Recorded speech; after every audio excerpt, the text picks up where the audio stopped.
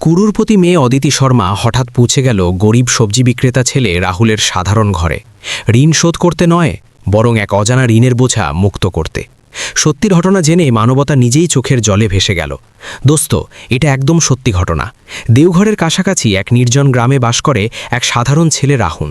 তার পুরনো মোটরসাইকেলে প্রাণপণ মেহনত করে সবজির বোঝা বাঁধছিল সে। গভীর রাতের অন্ধকারে শহরের বড় মন্ডি থেকে তাজা সবজি কিনে এনে ভোর না হতেই বেরিয়ে পড়ে গ্রাম আর আশপাশের বাজারে বেচতে।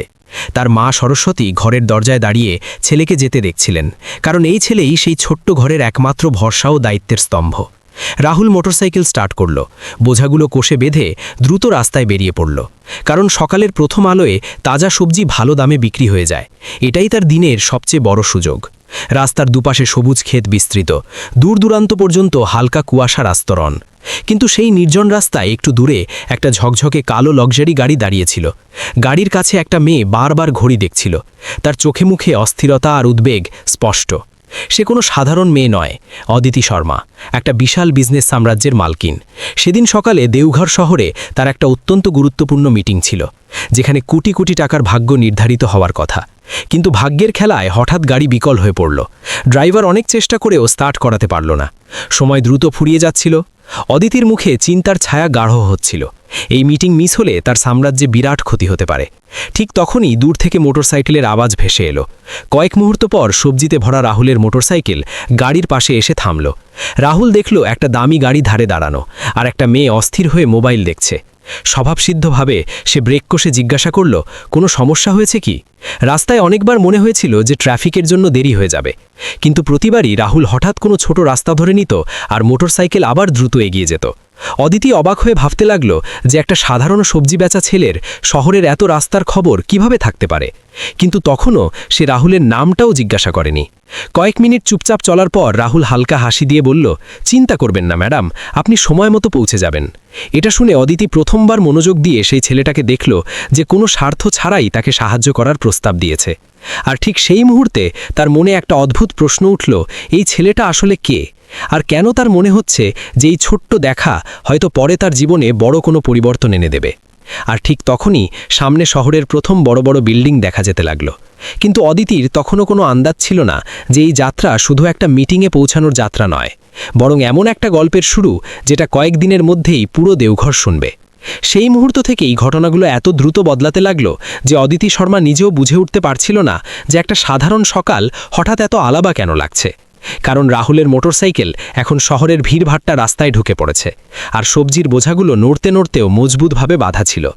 অদিতি পিছনে বসে বারবার ঘড়ি দেখছিল, আর প্রতিটা মিনিট তার কাছে খুব দামি হয়ে উঠেছিল। তখনই রাহুল হঠাৎ মূল রাস্তা ছেড়ে একটা সরু গলিতে ঢুকে পড়ল। এটা দেখে অদিতি চমকে উঠল, কারণ তার মনে হলো হয়তো ছেলেটা ভুল রাস্তায় চলে গেছে। কিন্তু কয়েক সেকেন্ড পরই খোলা রাস্তা দেখা গেল, যেখানে ট্রাফিক প্রায় ছিল না, আর মোটরসাইকেল দ্রুত এগিয়ে যেতে লাগল। অদিতির প্রথমবার মনে হলো যে এই ছেলে শুধু সবজি বেচে না, শহরের প্রতিটা রাস্তা এমনভাবে চেনে যেন তার মাথায় পুরনো ম্যাপ বসানো আছে। কয়েক মিনিটের মধ্যেই মোটরসাইকেল শহরের সেই অংশে পৌঁছে গেল যেখানে উঁচু উঁচু বিল্ডিং শুরু হয়, আর দূরে সেই অফিস টাওয়ার দেখা যাচ্ছিল যেখানে অদিতির মিটিং হবে। রাহুল সময় নষ্ট না করে মোটরসাইকেল সোজা সেই বিল্ডিংয়ের সামনে থামালো আর শান্ত গলায় বলল, শায়দ এই জায়গাটাই। অদিতি ঘড়ি দেখল আর এক মুহূর্ত চুপ করে রইল, কারণ সে নির্ধারিত সময়ের 5 মিনিট আগে পৌঁছে গিয়েছিল। যেটা কিছুক্ষণ আগেও তার কাছে অসম্ভব মনে হচ্ছিল, সেটা হঠাৎ সত্যি হয়ে গিয়েছিল। সে তাড়াতাড়ি মোটরসাইকেল থেকে নামল, কিন্তু ভেতরে যাওয়ার আগে একবার ফিরে রাহুলের দিকে তাকালো, কারণ তার মনে হলো ধন্যবাদ না বলে চলে যাওয়া ঠিক হবে না। সে তার ব্যাগ থেকে টাকা বের করার চেষ্টা করল, কিন্তু ঠিক তখনই রাহুল হাত তুলে তাকে থামিয়ে দিল আর সোজা বলে দিল, সাহায্যের কোনো দাম হয় না। এটা শুনে অদিতি কয়েক সেকেন্ড তাকিয়ে রইল, কারণ এত সরল কথা সে হয়তো খুব কম মানুষের মুখে শুনেছে।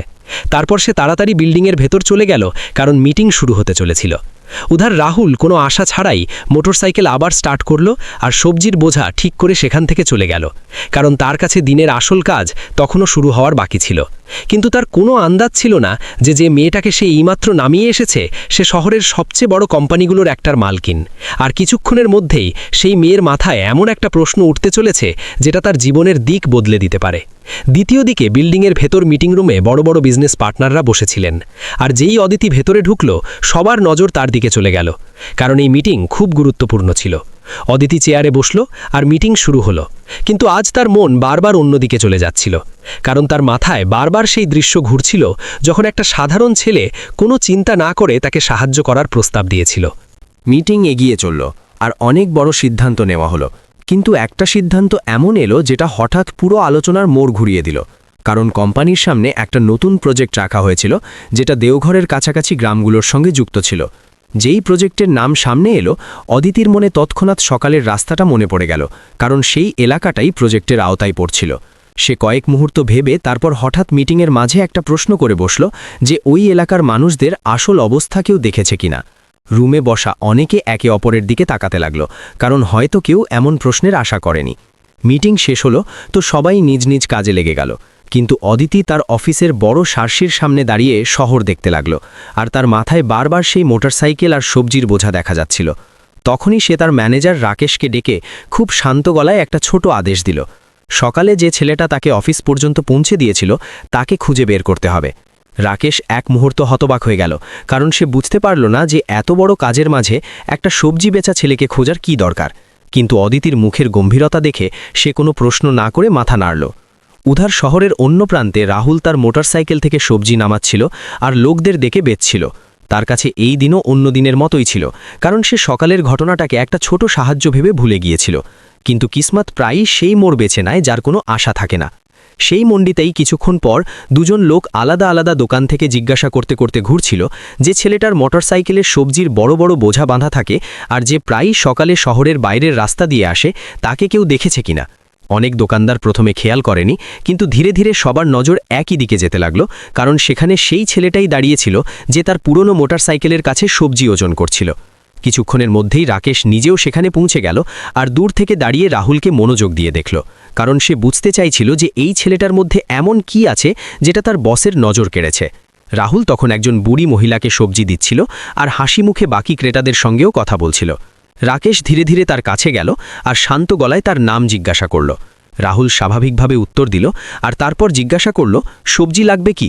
এটা শুনে রাকেশ কয়েক মুহূর্ত হাসল, কারণ তার বিশ্বাস হয়ে গেল যে এই ছেলেটাই সে খুঁজছিল। সে তৎক্ষণাৎ বলল যে কেউ তার সঙ্গে দেখা করতে চায়। এটা শুনে রাহুল একটু চমকে গেল, কারণ তার জীবনে এমন খুব কমই হয় যে কোনো অচেনা লোক সোজা তার সঙ্গে দেখা করার কথা বলে।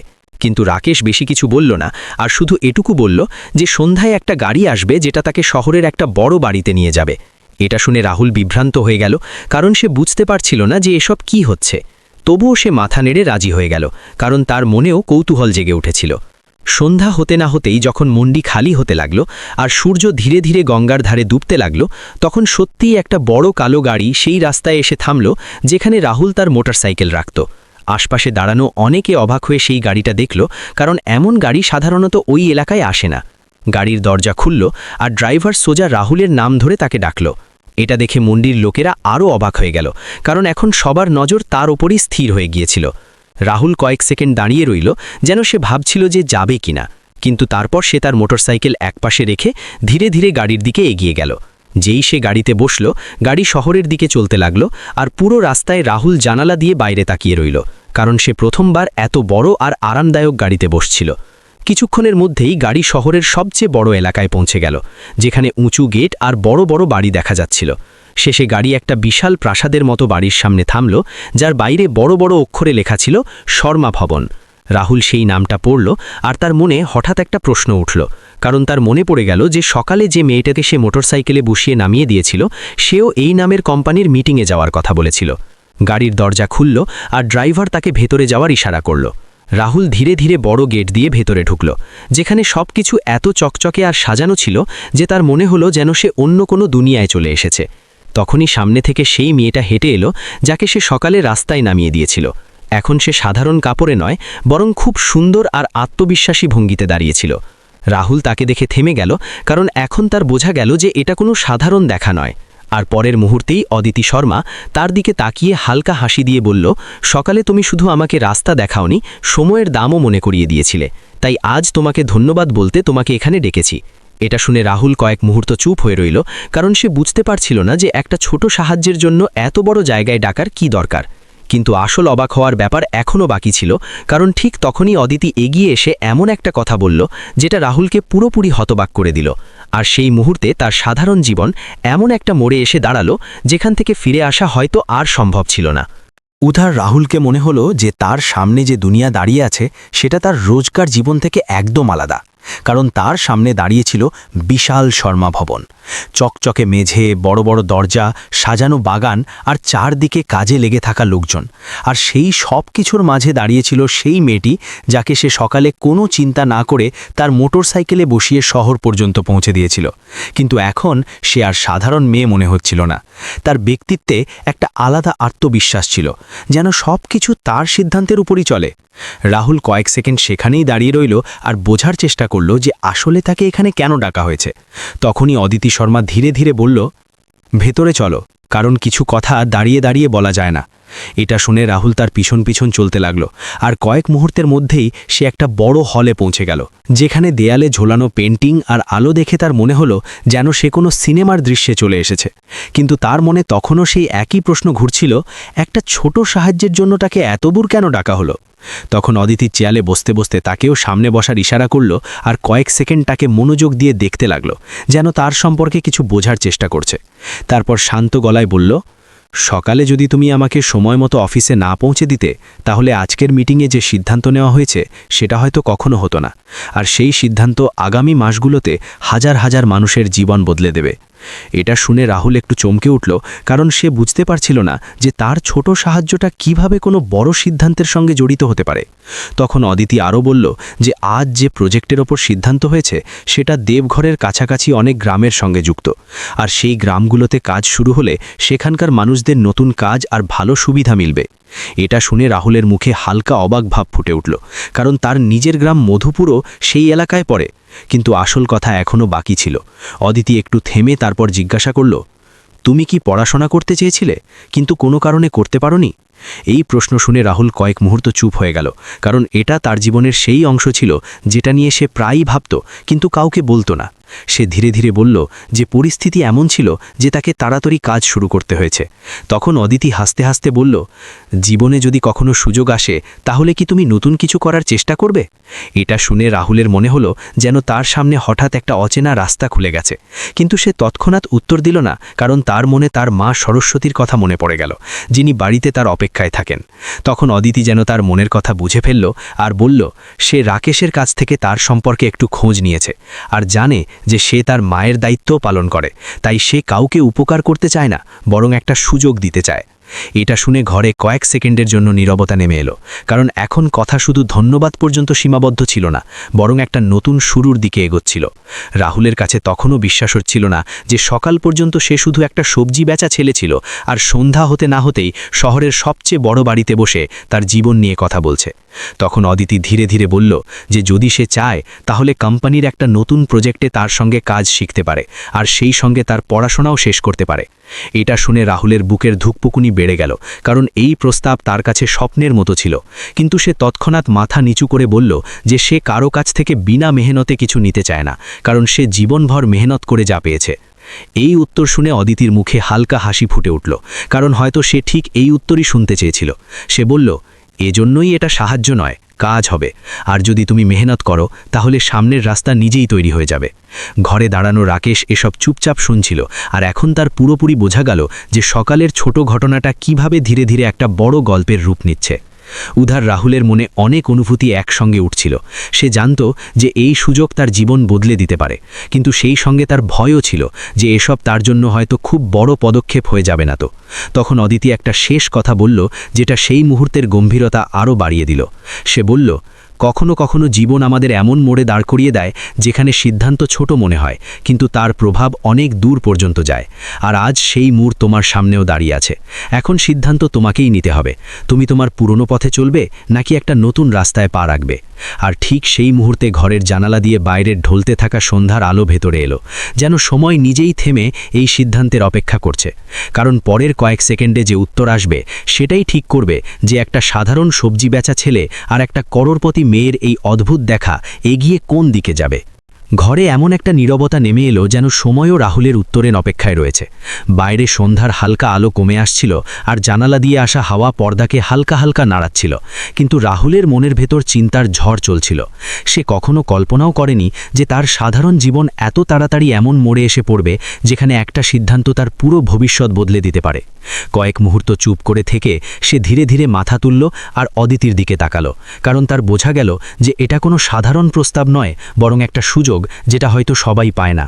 কিন্তু ঠিক তখনই তার মনে তার মা সরস্বতীর মুখ ভেসে উঠল, যিনি প্রতি সকালে তাকে মেহনত করে কাজ করার শিক্ষা দিতেন। আর এটাই কারণ যে সে সব সময় তার আত্মসম্মানকে সবার ওপরে রেখেছে। তাই সে খুব শান্ত গলায় বলল, যদি কাজ শেখার সুযোগ পাই তাহলে অবশ্যই মেহনত করব, কিন্তু আমি চাই যে আমাকে অন্য সবার মতোই একজন সাধারণ কর্মচারী হিসাবে রাখা হোক, কারণ আমি শুধু আমার মেহনতের জোরে এগোতে চাই। এটা শুনে অদিতির মুখে সন্তোষের হালকা হাসি ফুটে উঠল, কারণ তার আগে থেকেই আশা ছিল যে রাহুল ঠিক এমন উত্তরই দেবে। সে তৎক্ষণাৎ বলল, এই কথাটাই তোমাকে সবচেয়ে আলাদা করে, কারণ অনেকে মেহনত ছাড়াই বড় হতে চায়, কিন্তু যে ব্যক্তি তার মেহনতের উপর ভরসা করে সেই আসল সাফল্য পায়। ঘরে দাঁড়ানো রাকেশও মাথা নেড়ে সম্মতি জানালো, কারণ এখন তার পুরোপুরি বোঝা গেল যে সকালের ছোট ঘটনাটা কিভাবে একটা নতুন যাত্রার শুরু হয়ে গেছে। কিছুক্ষণ পর কথাবার্তা শেষ হলো আর রাহুলকে বাড়ি ফেরার জন্য বলা হলো, কারণ পরের দিন থেকে তার নতুন কাজ শুরু হবে। যখন সে শর্মা ভবন থেকে বাইরে বেরোলো তখন রাত পুরোপুরি নেমে এসেছে আর আকাশে তারা ঝলমল করছিল, কিন্তু তার মনে বিশ্বাস আর আশ্চর্য দুটোই একসঙ্গে চলছিল, কারণ কয়েক ঘন্টা আগেও সে শুধু তার রোজকার মেহনতে লেগেছিল, আর এখন তার সামনে একটা একদম নতুন রাস্তা খুলে গেছে। সে ধীরে ধীরে সেই গাড়িতে বসল যেটা তাকে আবার শহরের দিকে ছেড়ে দেবে। আর পুরো রাস্তায় সে জানালা দিয়ে বাইরে তাকিয়ে এটাই ভাবছিল যে জীবন কত অদ্ভুত, কারণ কখনো কখনো সবচেয়ে বড় পরিবর্তন একদম সাধারণ মুহূর্ত থেকেই শুরু হয়। অন্যদিকে ঠিক তখনই শর্মা ভবনের বারান্দায় দাঁড়িয়ে অদিতি শহরের আলো দেখছিল, আর তার মুখে গভীর চিন্তা ফুটে উঠেছিল, কারণ সে জানত যে আজ নেওয়া সিদ্ধান্ত শুধু একটা ছেলের জন্য নয়, বরং অনেকের জন্যই একটা নতুন শুরু হতে পারে। পরের কয়েক সপ্তাহে রাহুল সেই প্রজেক্টে কাজ শুরু করল যেটা দেওঘরের আশপাশের গ্রামগুলোর উন্নয়নের সঙ্গে যুক্ত ছিল, আর তার মেহনত ধীরে ধীরে সবার নজর কাটতে লাগল, কারণ সে প্রতিটা কাজ পুরো নিষ্ঠা আর সততার সঙ্গে করত। সময় যেতে লাগল আর কয়েক মাসের মধ্যেই সে শুধু একজন কর্মচারী নয়, বরং সেই টিমের ভরসাযোগ্য অংশ হয়ে উঠল, যারা গ্রামগুলোর জন্য নতুন পরিকল্পনা তৈরি করছিল।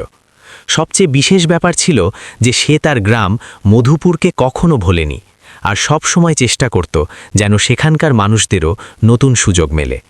এটা দেখে অদিতির মনে বারবার সেই সকালের কথা মনে পড়ত, যখন একটা সাধারণ মোটরসাইকেলে বসে সে শহরের যাত্রা করেছিল, আর তখন তার বোঝা যেত যে সেই দিন নেওয়া ছোট সিদ্ধান্তটা কত বড় প্রমাণিত হয়েছে। ধীরে ধীরে এই গল্প দেওঘরের অনেকের কাছে পৌঁছে গেল। লোকেরা অবাক হয়ে শুনত যে কিভাবে একটা সবজি বেচা ছেলে আর একটা করোড়পতি মেয়ের দেখা একটা নতুন দিক তৈরি করে দিয়েছে। কিন্তু রাহুলের কাছে এটা শুধু গল্প ছিল না, বরং তার মেহনত আর বিশ্বাসের ফল ছিল, কারণ সে কখনো ভাবেনি যে সে বড় হবে, বরং সে সবসময় এটাই ভেবেছে যে সে তার কাজ সততার সঙ্গে করে যাবে।